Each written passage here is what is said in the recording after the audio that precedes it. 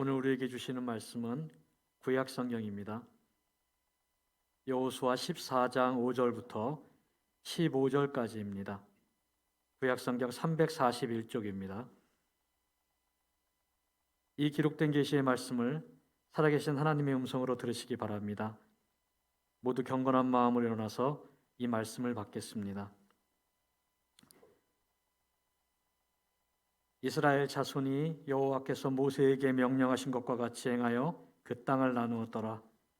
그때 유다 자손이 길갈에 있는 여호수아에게 나오고 그니스 사람 여분네 아들 갈렙이 여호수아에게 말하되 여호와께서 가데스 바네아에서 나와 당신에게 대하여 하나님의 사람 모세에게 이르신 일을 당신이 아시는 바라. 내 나이 40세에 여호와의 종 모세가 가데스 바네아에서 나를 보내어 이 땅을 정탐하게 하였으므로 내가 성실한 마음으로 그에게 보고하였고 나와 함께 올라갔던 내 형제들은 백성의 간담을 높게 하였으나 나는 내 하나님 여호와께 충성하였으므로 그날에 모세가 맹세하여 이르되 네가 내 하나님 여호와께 충성하였은즉 내 발로 밟는 땅은 영원히 너와 네 자손의 기업이 되리라 하였나이다. 이제 보소서, 여호와께서 이 말씀을 모세에게 이르신 때로부터 이스라엘이 광야에서 방황한 이 45년 동안을 여호와께서 말씀하신 대로 나를 생존하게 하셨나이다. 오늘 내가 85세로 돼 모세가 나를 보내던 날과 같이 오늘도 내가 여전히 강건하니 내 힘이 그때나 지금이나 같아서 싸움이나 출입에 감당할 수 있으니 그날에 여호와께서 말씀하신 이 산지를 지금 내게 주소서. 당신도 그날에 들으셨거니와 그곳에는 아낙 사람이 있고 그 성읍들은 크고 견고할지라도 여호와께서 나와 함께 하시면 내가 여호와께서 말씀하신 대로 그들을 쫓아내리이다 하니 여호수아가 여분네 아들 갈렙을 위하여 축복하고 헤브론을 그에게 주어 기업을 삼게 하매 헤브론이 그니스 사람 여분네 아들 갈렙의 기업이 되어 오늘까지 이르렀으니 이는 그가 이스라엘의 하나님 여호와를 온전히 좇았습니다. 헤브론의 옛 이름은 기럇 아르바라. 아르바는 아낙 사람 가운데서 가장 큰 사람이었더라. 그리고 그 땅에 전쟁이 그쳤더라. 이것은 하나님의 말씀입니다. 아멘.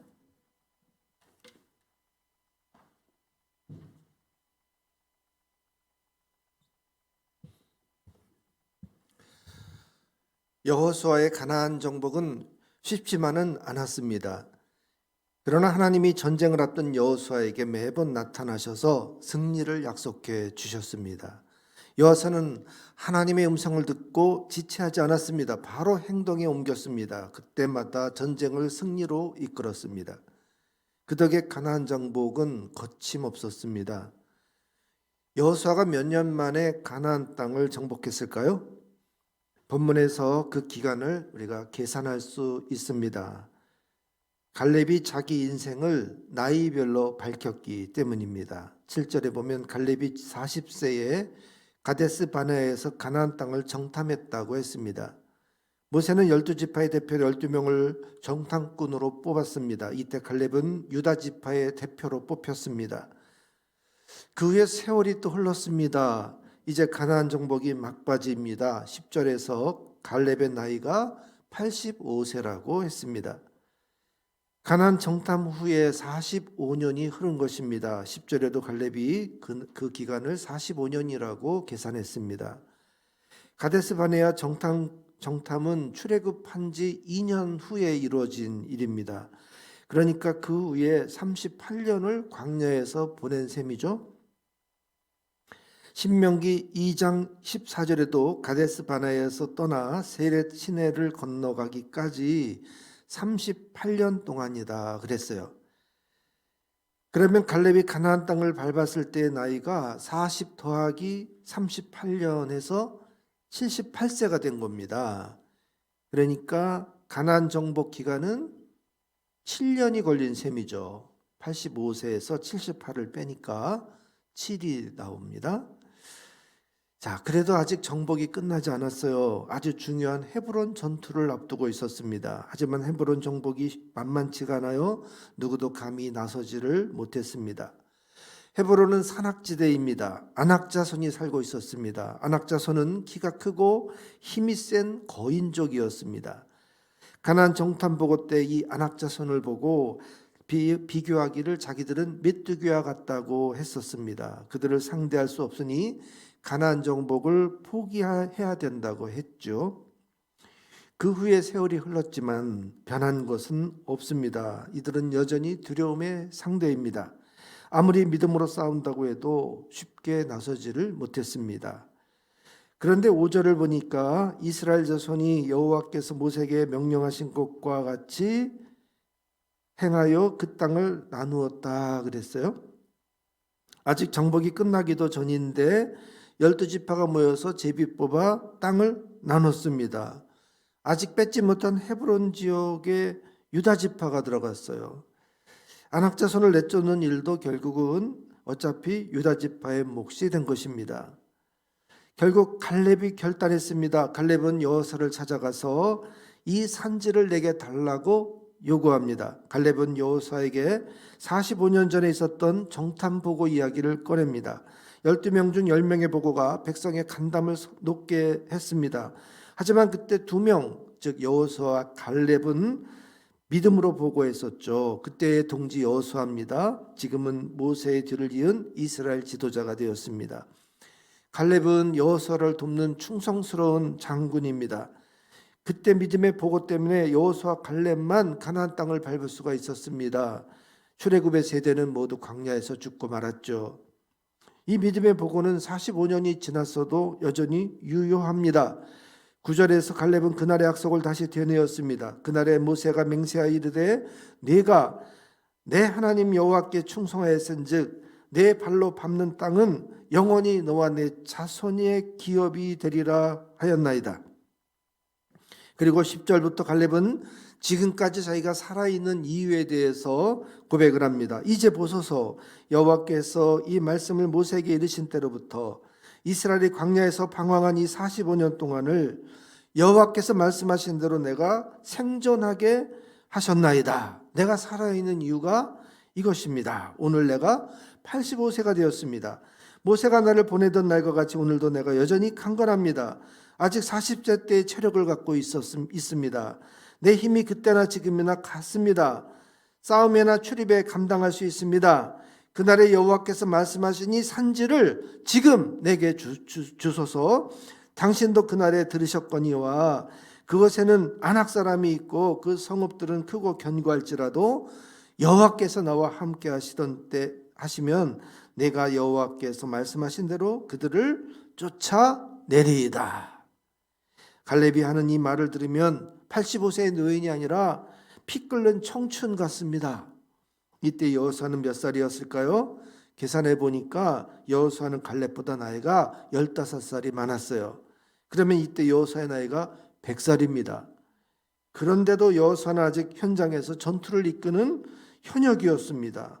만약에 갈렙이 이렇게 나서지 않았더라면 여호수아가 즉 100세 노인이 직접 나서야 될 일이었어요. 여호수아는 갈렙의 이 고백을 듣고 기뻐했습니다. 말릴 이유가 전혀 없었죠. 13절에 여호수아가 여분네 아들 갈렙을 위하여 축복하고 헤브론을 그에게 주어 기업을 삼게 했다 그랬어요. 성경은 갈렙이 그 후에 헤브론에 쳐들어가서 어떻게 안악 자손을 물리쳤는지 그 과정을 생략하고 있습니다. 그냥 승리가 너무나 당연하다는 듯이 보고하고 있어요. 14절에 헤브론이 갈렙의 기업이 되어 오늘까지 이르렀다 그랬어요. 그리고 승리의 비결은 바로 갈렙이 이스라엘 하나님 여호와께 충성하였기 때문이다 이렇게 밝히고 있는 것입니다. 갈렙은 위대한 지도자입니다. 그러나 그는 평생 여호수아의 그늘에 가려져 있었습니다. 그래서 그는 잘 나타나지 않는 지도자였어요. 모세 곁에는 언제나 여호수아 갈렙이 있었습니다. 함께 지냈어요. 모세가 후계자로 여호수아를 지목했을 때 그때 갈렙을 택했어도 전혀 모자라지 않았어요. 갈렙은 믿음으로 보나 성실함으로 보나 용기로 보나 결코 여호수아보다 모자라지 않는 사람입니다. 본문은 이제 정복을 어느 정도 마무리하고 지파별로 땅을 분배하는 장면부터 나와요. 5절이 그렇게 시작되잖아요. 이스라엘이 가나안에 들어와서 살만한 땅은 다 정복했어요. 오랜 광야 생활과 전쟁으로 모두 지쳤습니다. 욕심 부릴 것 없이 이 정도 차지했으면 됐다 하는 마음이었어요. 모두 마음이 풀어졌습니다. 여호수아도 그렇게 생각을 했습니다. 그래서 땅 분배를 한 것입니다. 그런데 갈렙은 이대로 전쟁을 마감할 수가 없었어요. 나섰습니다.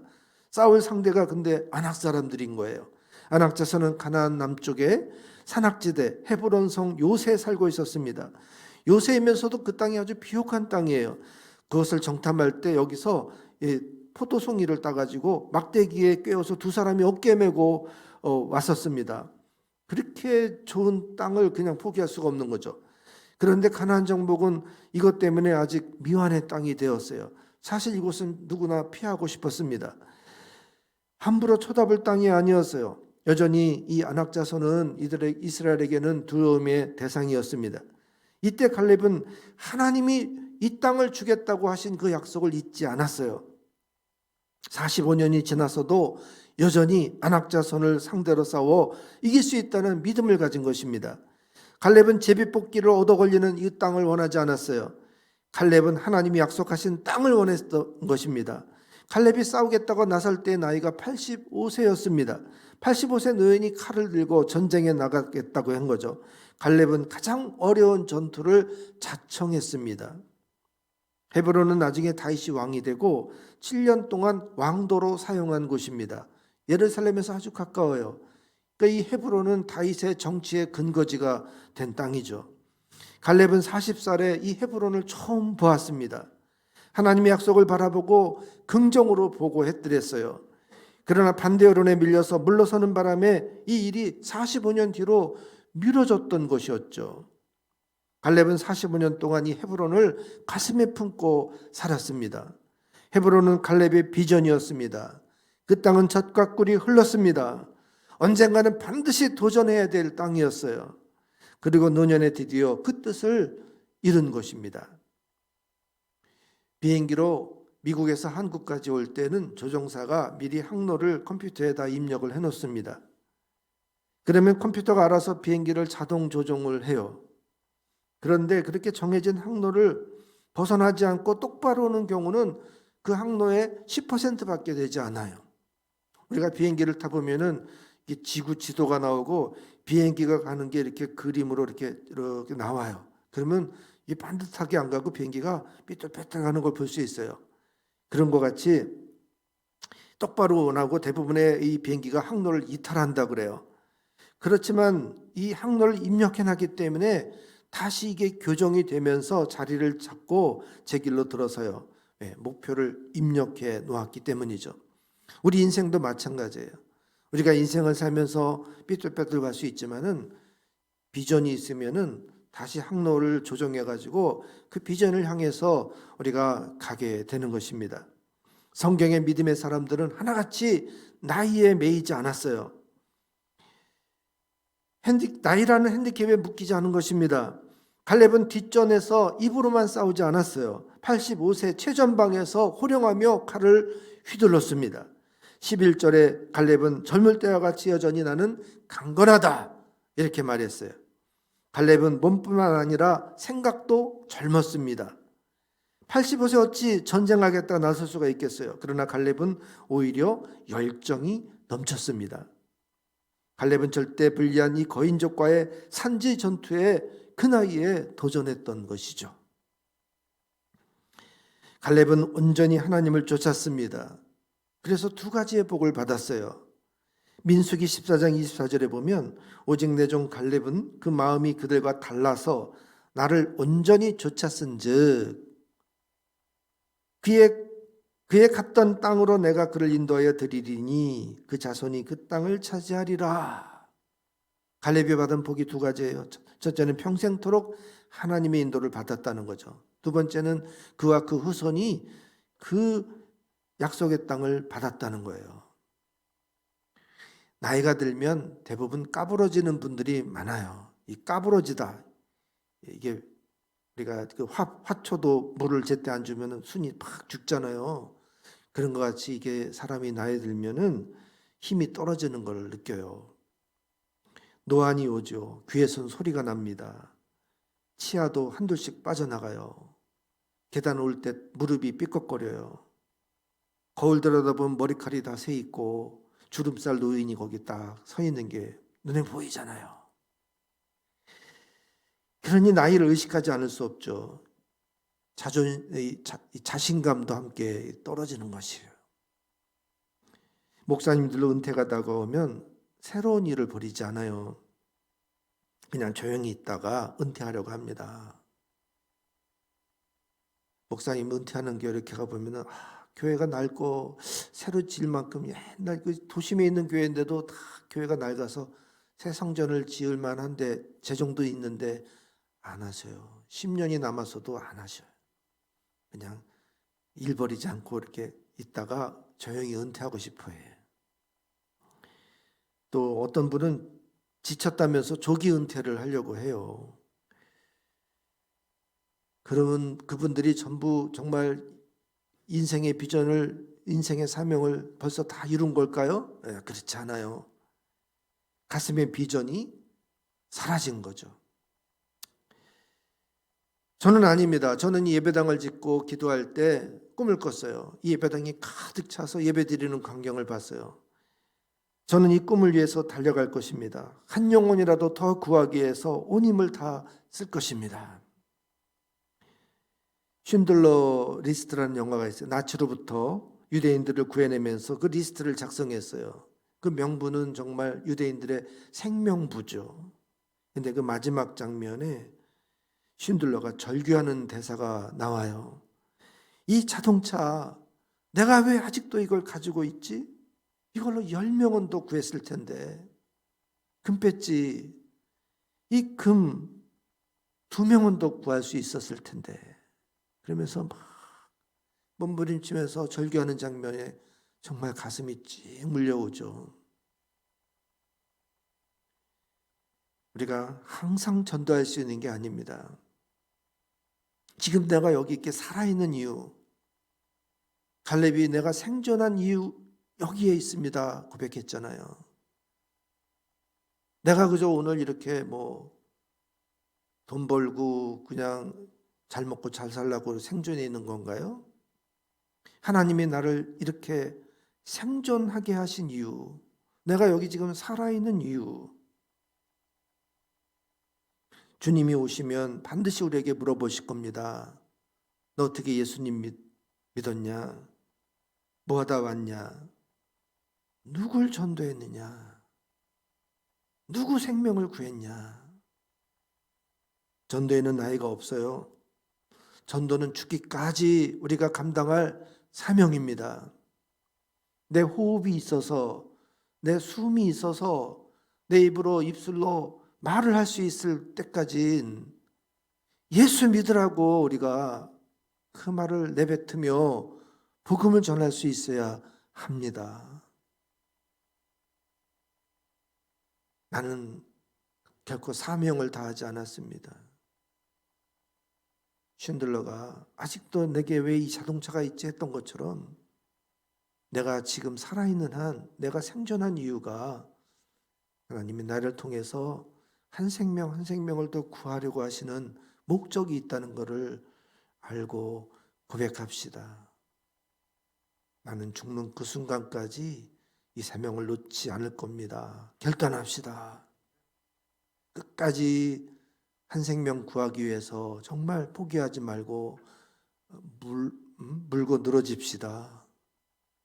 0.001%의 가능성만 있어도 그 영혼을 포기하지 맙시다. 전능하신 하나님이 나와 함께 하십니다. 기도하면서 우리 한 생명 구하기 위해서 온 힘을 다 씁시다. 기도하겠습니다.